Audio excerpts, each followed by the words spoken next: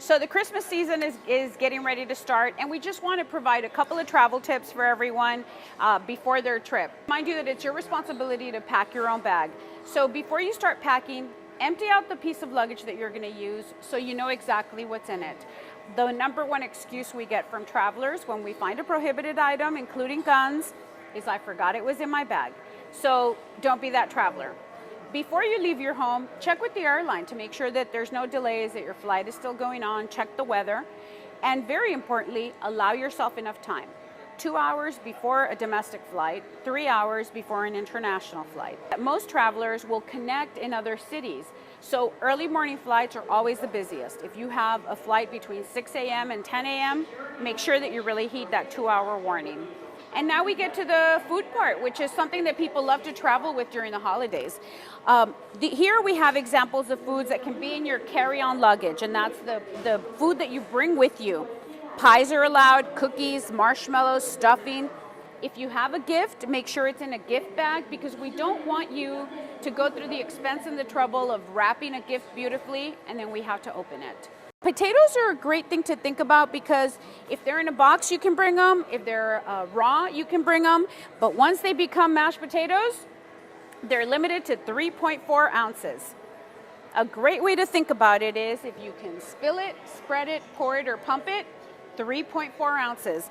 That goes for wine or alcohol. And as a reminder, only airline employees are allowed to serve alcohol on a flight. So don't bring your own tequila and start making margaritas on a plane.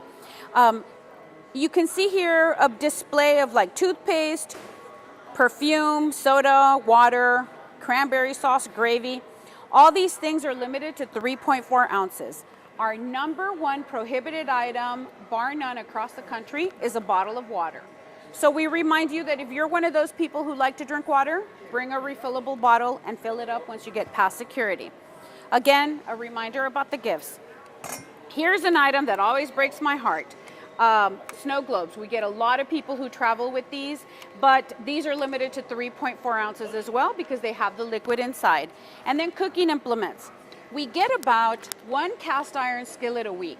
During the holidays, that number increases.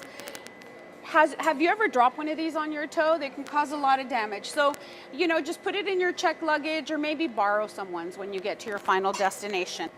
And blenders, you wonder why you can't bring it? Well, because of the blade. So if you remove the blade and put it in checked luggage, this part is good to go.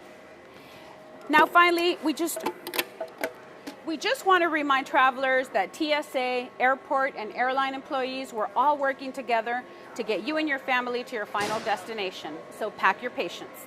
So TSA does not confiscate anything. Travelers have the opportunity to either step out of line and give the item to a non-traveler, put it in their car, or voluntarily abandon it. That's the case for most of these items here that were voluntarily abandoned by travelers here at Clinton Airport within the last 3 months.